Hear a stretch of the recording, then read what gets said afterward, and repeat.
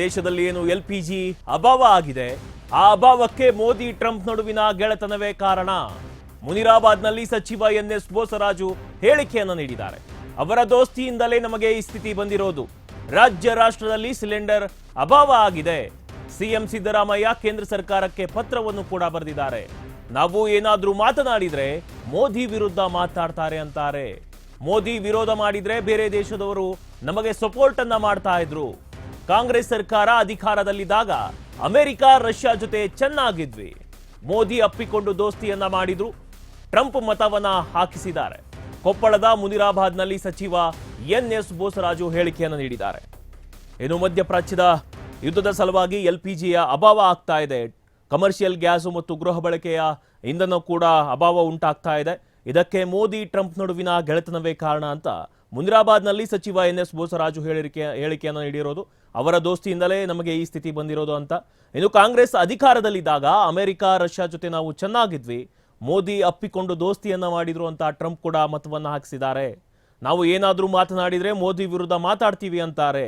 CM ಸಿದ್ದರಾಮಯ್ಯನವರು ಕೂಡ ಕೇಂದ್ರ ಸರ್ಕಾರಕ್ಕೆ ಪತ್ರವನ್ನು ಬರೆದಿದ್ದಾರೆ.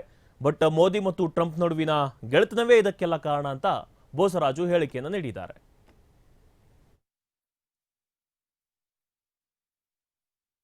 ಮೋದಿಯವರು ನಾವೇನಾದ್ರೂ ಮಾತಾಡಲಿಕ್ಕೆ ಹೋದ್ರೆ ಮೋದಿ ವಿರುದ್ಧ ಮಾತಾಡತ್ತಾರೆ. ಬಟ್ ಜನರಿಗೆ ಕಾನ್ಫಿಡೆನ್ಸ್ ಕ್ರಿಯೇಟ್ ಮಾಡ್ಬೇಕಂತೇಳಿ ನಾವು ಯಾರು ತೊಂದರೆ ಎಲ್ಲ ಬರ್ತದೆ, ನೀವೇನು ಬ್ಲ್ಯಾಕ್ ಮಾರ್ಕೆಟ್ ಮಾಡಬೇಡ ಅದು ಇದು ಅಂತೇಳಿ ರೈಟಿಂಗ್ ಮಾಡಿ ಕಂಟ್ರೋಲ್ ಮಾಡೋ ಪರಿಸ್ಥಿತಿ ಬರುತ್ತೆ.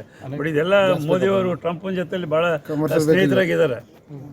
ಅದರಲ್ಲಿಂದ ನಮ್ಗೆ ಬಂದಿರತಕ್ಕಂಥ ತೊಂದರೆ ಇವತ್ತು ಸ್ನೇಹಿತರಾಗಿರೋದಕ್ಕೆ ಸಮಸ್ಯೆ ಅಲ್ಲ. ನಮಗೆ ವಿರುದ್ಧವಾಗಿ ಮಾಡಿದ್ರೆ ನಾವು ಬೇರೆ ಕಂಟ್ರಿ ಹೋದ್ರೆ ನಮಗೆ ರಷ್ಯಾದವರು ಬೇರೆಯವರು ಸಪ್ಲೈ ಮಾಡ್ತಿದ್ರು. ಇವರು ಟ್ರಂಪ್ನ ಭಾಳ ಹಬ್ಕೊಂಡು ಭಾಳ ದೋಸ್ತರಾಗಿದ್ದಾರೆ. ಅವ್ನು ಬ್ಲ್ಯಾಕ್ ಮೇಲ್ ಮಾಡ್ತಾ ಇದ್ದಾರೆ ನಮ್ಮ ದೇಶವನ್ನು. ಈಗ ಇರಾನ್ ಕೂಡ ಇರಾನ್ ಪ್ರಶ್ನೆಯಲ್ಲಿ ಈಗ ಮೇಜರ್ ಇರ್ತಕ್ಕಂಥದ್ದು ಅಮೆರಿಕ, ಹೌದಾ, ಮತ್ತು ರಷ್ಯಾ, ಚೈನಾ ಬೇರೆ ಇದಾವೆ.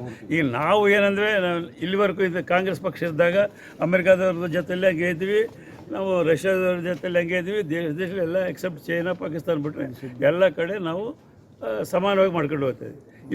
ಇವ್ರಿಗೆ ಟ್ರಂಪ್ನ ಜೊತೆಲಿ ಭಾಳ ಅಮಲು ಮಾಡ್ಕೊಂಡು ಅವರು ಎಲೆಕ್ಷನ್ನಲ್ಲಿ ಸಹಿತ ಹೋಗಿ ಎಲ್ಲ ಭಾರತೀಯರ ವೋಟ್ ಎಲ್ಲ ಹಾಕ್ಸ್ಲಿಕ್ಕೆ ಹೋಗಿ ಕೈ ಮೇಲಿಸಿ ಅವ್ರಿಗೆ ಭಾಳ ಹಬ್ಬಿಕೊಂಡು ಭಾಳ ನಮ್ಮ ದೋಸ್ತದ ಹೇಳಿ ಅವ್ರು ಎಲೆಕ್ಷನ್ ಮಾಡಿ ಬಂದರು ಅವರು. ಅದು ಇವತ್ತು ರಿಯಾಕ್ಷನ್ ಕಾಣ್ತಾ ಇದೆ.